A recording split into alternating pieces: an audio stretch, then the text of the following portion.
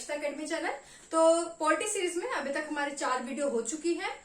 उम्मीद करती हूँ आपको वो टॉपिक समझ आ गए होंगे, लेकिन फिर भी अगर आपको कोई भी डाउट लगता है तो आप मुझे नीचे कमेंट सेक्शन में पूछ सकते हैं, मैं आपका रिप्लाई जरूर दूंगी। तो किसी भी वीडियो के नीचे आप नीचे कमेंट कर दें। उसी सीरीज में आज का जो हमारा टॉपिक है वो है भारतीय संविधान की अनुसूचियां, शेड्यूल्स ऑफ इंडियन कॉन्स्टिट्यूशन। तो ये टॉपिक हम करेंगे। इस टॉपिक में क्वेश्चन अक्सर आते हैं कि मान लीजिए क्वेश्चन आ गया कि पंचायती राज सिस्टम कौन सी अनुसूची में उसके बारे में बताया गया है, कौन से संविधान संशोधन के द्वारा, कॉन्स्टिट्यूशन अमेंडमेंट के द्वारा वो संविधान की अनुसूची या शेड्यूल में जोड़ा गया, या फिर जो आपकी शेड्यूल्ड कास्ट और शेड्यूल्ड ट्राइब है, अनुसूचित जाति और अनुसूचित जनजाति, उनके बारे में कौन सी शेड्यूल में बताया गया है। तो ऐसे क्वेश्चंस को अटेम्प्ट करने के लिए आज की वीडियो आप एंड तक देखिएगा। कोई डाउट हो तो मुझे साथ ही साथ पूछ ले। अगर वीडियो समझ में आती है, अगर आपको वीडियो अच्छे लगे तो लाइक कर दे, ज्यादा से ज्यादा वीडियो को शेयर करें। चैनल पर नए हैं तो सब्सक्राइब कर ले ताकि मेरी नेक्स्ट वीडियो जब भी आए आपको चैनल की नोटिफिकेशन मिल जाए। तो शुरू करते हैं। तो सबसे पहले आपको बता दूं, जो हमारा मूल संविधान था, जब हमारा संविधान बनकर तैयार हुआ तब उसमें सिर्फ 8 शेड्यूल्स थे, 8 अनुसूचियां थी। बाद में उसमें 4 अनुसूचियां या शेड्यूल और जोड़ दिए गए और अभी प्रेजेंट में हमारे पास टोटल कितनी अनुसूचियां हैं? टोटल 12 अनुसूचियां हैं, शेड्यूल है। तो जो यहाँ पर पहली 8 अनुसूची है, पहली शेड्यूल है, 8 जो अनुसूचियां हैं ये आपके मूल संविधान में थी। बाकी 4 जो अनुसूचियां हैं ये बाद में जोड़ी गई है संविधान संशोधन या कॉन्स्टिट्यूशन अमेंडमेंट के द्वारा। उसे भी हम आज ही इसी वीडियो में डिटेल से स्टडी करेंगे। तो शुरू करते हैं।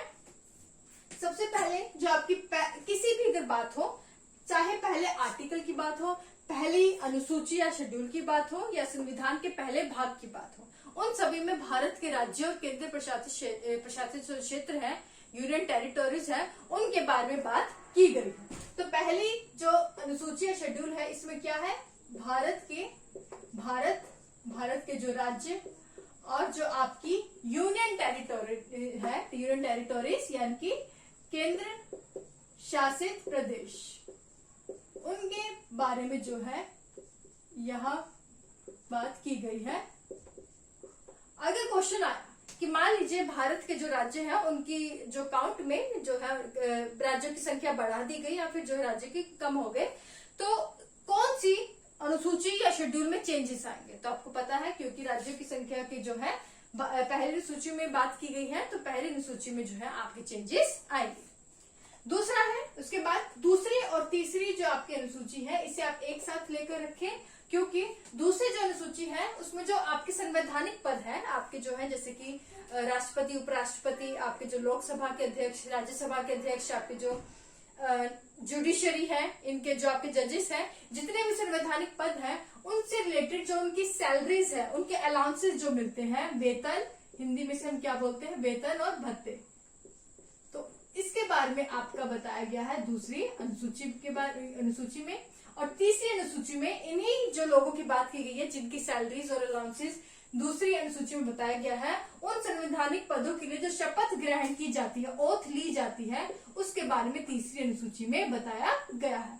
अक्सर दूसरी और तीसरी में कंफ्यूजन रहती है, उल्टा बोल देते हैं कि दूसरी में शपथ और तीसरी में वेतन भत्ते आते हैं। तो आपको याद कैसे रखना है? तो आप किसी इंटरव्यू के लिए जाते हैं, मान लीजिए प्राइवेट कंपनीज में, उससे आपसे वहां पूछा जाता है, आप डिमांड करते हैं कि हमें इतनी सैलरी जो है इस जॉब के लिए चाहिए।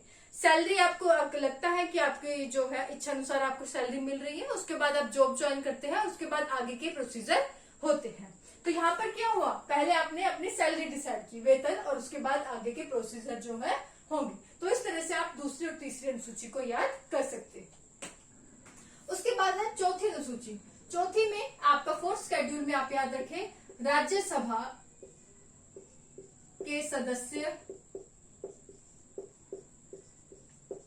जो कि आते हैं आपके राज्यों से और यूटी से, केंद्र शासित प्रदेश यानी यूनियन टेरिटोरीज में, यानी कि जो राज्यों से जो है कौन कौन से राज्यों से कितने कितने जो सदस्य हैं, राज्यसभा के सदस्य जो है वो बनेंगे। इसी तरह जो केंद्र शासित प्रदेश है, आपकी यूनियन टेरिटोरीज है, उन यूनियन टेरिटोरीज में कितने कितने सदस्य जो है राज्यसभा के सदस्य बनेंगे। तो राज्यों के कौन से राज्य के कितने सदस्य राज्यसभा के सदस्य बनेंगे और यूनियन टेरिटोरीज के कितने सदस्य राज्यसभा के सदस्य बनेंगे, इस सभी का जो है वर्णन आपका दिया गया है कि किस तरह से चुने जाएंगे, कौन से प्रोसीजर से, कितनी इनकी संख्या होगी मेनली, वो चौथी अनुसूची में बताया गया। उसके बाद है अनुसूचित जाति और अनुसूचित जनजाति के बारे में। अनुसूचित जाति और जनजाति का जो एडमिनिस्ट्रेशन है, प्रशासन है, उसके बारे में बताया गया है आपका 5th शेड्यूल में, 5वीं अनुसूची में, कि वहां का जो प्रशासन है वो कैसे होगा, ये आपका 5वीं अनुसूची में बताया गया है। 5वीं और 6वीं को आप एक साथ रखें। 6th में क्या बताया गया है, इसमें अनुसूचित जनजाति के बारे में नहीं ही बताया गया है, इसमें सिर्फ अनुसूचित जनजाति के बारे में बताया गया है आपके 6ठी अनुसूची में, 6th शेड्यूल में, कि अनुसूचित जनजाति के जो विशेष क्षेत्र है उनमें कैसे प्रशासन होगा, और वो कौन से राज्यों के बारे में बताया गया है। 6वीं अनुसूची में आपका बताया गया है असम, मेघालय,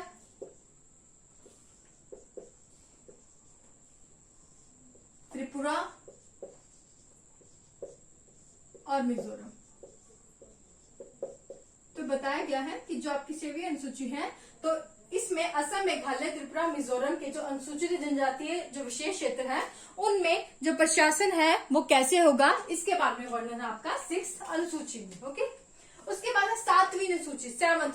स से आप याद रखें सूची, यानी कि जो आपकी सूचियां हैं, आपकी केंद्र सूची, राज्य सूची और समवर्ती सूची, यूनियन लिस्ट, स्टेट लिस्ट और कंकरेंट लिस्ट, इसके बारे में बताया गया 7वीं अनुसूची में। तो आपकी जो है केंद्र सूची, जिसे इंग्लिश में हम क्या कहते हैं, सेंट्रल लिस्ट,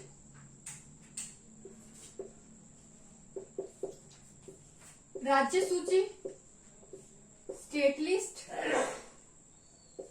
और समवर्ती सूची यानी कि कंकरेंट लिस्ट, इसके बारे में 7th शेड्यूल 7वीं अनुसूची में जो है आपका बताया गया है। ये क्या है, सूचियां क्या है, हमारे संविधान में बताया गया है कि वो टॉपिक जिन पर जो है वैसे विषय जिन पर कानून बनाने का अधिकार सिर्फ केंद्र के पास है, सेंटर के पास है, वो केंद्र सूची में आएंगे।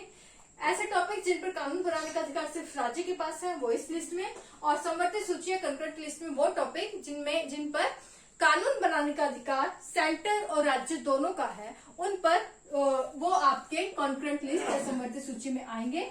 और अगर दोनों के बीच में क्लैश हो जाए, केंद्र और सेंटर के बीच में, केंद्र और राज्य के बीच में, सेंटर और स्टेट के बीच में, तो प्रेफरेंस आपका केंद्र या सेंटर को दी जाएगी कि आप उस टॉपिक पर जो है कानून बनाएं जो कि समवर्ती सूची में आता है। ओके, इसमें अगर बात करें, इसमें टोटल जो है आपके कितने हैं टॉपिक है, तो मूल संविधान में इसमें टोटल टॉपिक थे कितने, 97, जो कि अभी बढ़कर कितने हो गए, 98।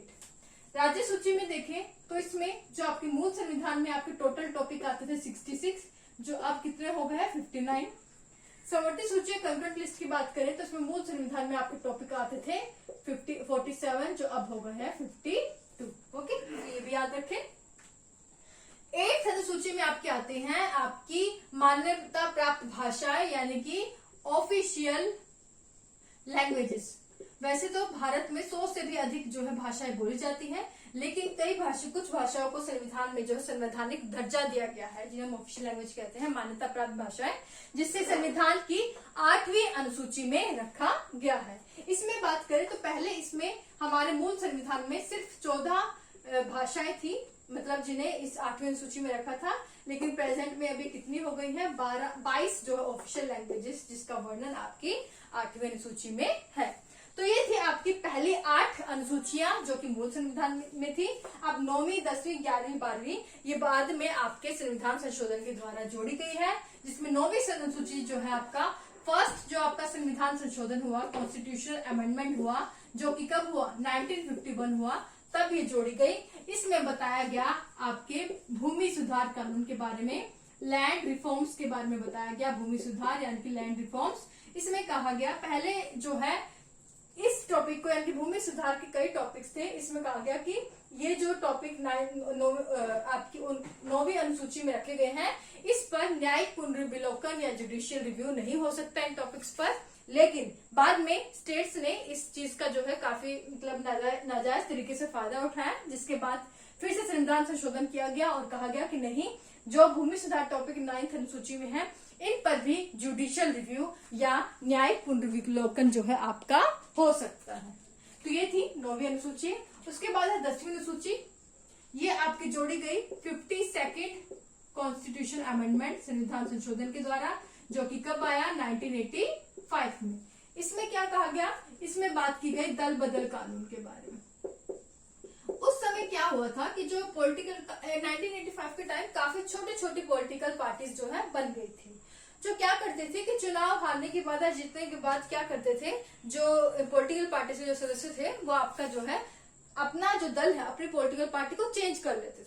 तो ऐसा ना हो, काफी क्योंकि होने लग गया था, तो सरकार एक नियम ले आई कि जिसमें जो कि 10वीं अनुसूची में डाल दिया गया कि अगर आपको दल बदलना है तो आप चुनाव के होने से पहले ही आप दल बदल ले, अपनी पॉलिटिकल पार्टी को चेंज कर लीजिए। अगर आप चुनाव होने के बाद अगर आप अपना चेंज करेंगे, पॉलिटिकल पार्टी अगर आप चेंज करेंगे, तो उससे आपका जो पद है, जो आपकी वैकेंसी है, वो आपका रिक्त मान लिया जाएगा, खाली मान लिया जाएगा। तो इसलिए आप क्या करें, इसमें क्या कहा गया कि आप अगर आपको दल बदल करना है तो आप चुनाव को होने से पहले ही आप जो है अपना दल बदल लीजिए।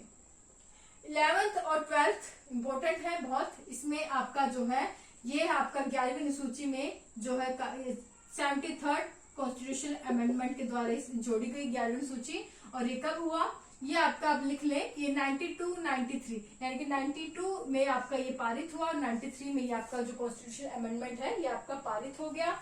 और इसमें क्या किया गया, 73वें संविधान संशोधन में आपका जो है पंचायती राज जो है व्यवस्था आपका 73rd कॉन्स्टिट्यूशन अमेंडमेंट के द्वारा 11वीं अनुसूची में जोड़ दी गई। और इसमें कहा गया कि इसमें टोटल जो है 29 विषय जो है इसको दिए गए पंचायती राज सिस्टम को, कि आप इन पर जो है कानून या चीजें जो है आप बना सकते हैं।